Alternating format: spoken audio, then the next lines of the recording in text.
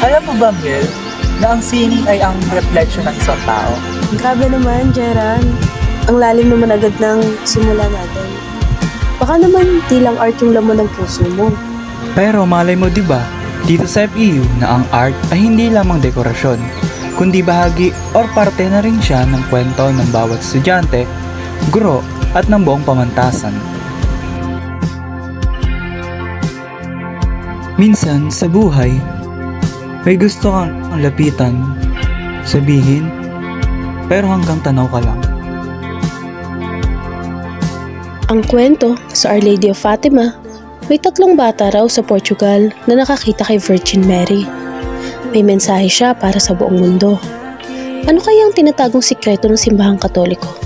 Pero ang tanong, ano kaya yun? Para sa inyo, totoo kaya yun?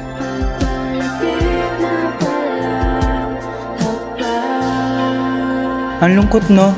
Pero ang ganda. Isang inang yakap ang kanyang anak matapos ang lahat ng mabigat na sakripisyo.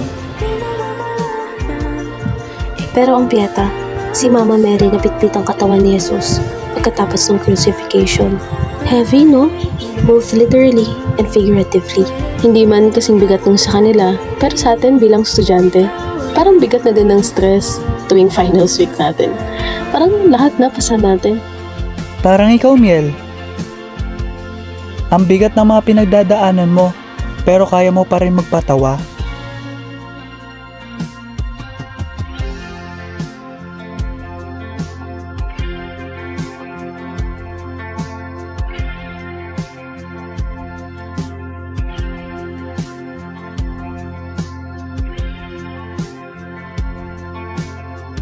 Ito ang Stations of the Cross ni Carlos Botong Francisco. Alam mo ba, 2 lang beneficiaries nito? Ang FEU at si Don Bosco. Si Don Bosco, isang Italian priest at educator na kilala sa pagtulong sa mga kabataan na mag-aral sa mga eskwelahan sa buong mundo. At isa pang fun fact, si Botong Francisco, Abueva at si Manansala ay alam mo bang galing sa isang eskwelahan? At ito ang UP Fine Arts. Ang gagaling no? Parang kami rin, mga scholar.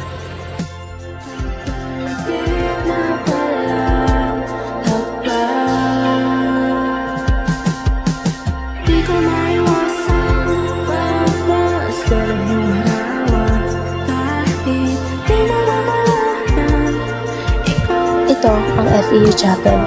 Alam mo ba? Dating ROTC armor ito at may chismis sila. Pag sobrang tahimik na dito, baka raw nandito ang old ROTC cadets. Mga multo, feel ko.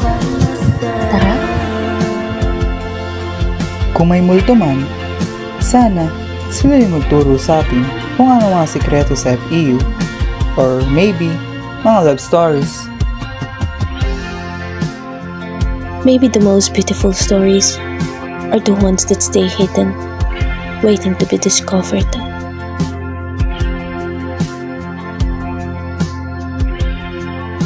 And maybe it's about finding a beauty in the things we never expect.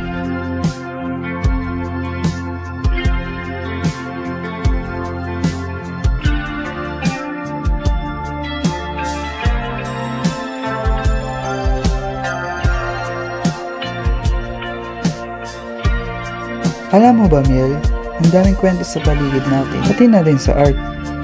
Kung may pagkakataon lang tayo para ibunyag ang ating kwento, magugulat ang lahat.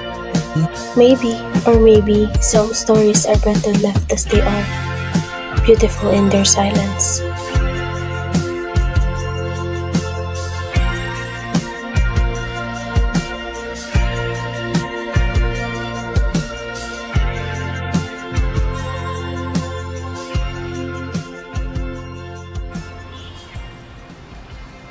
Alam mo, minsan, sa art at sa love, iba yung akala natin sa totoo. Pero, sa magandang perspective, lalong gumaganda ang kwento.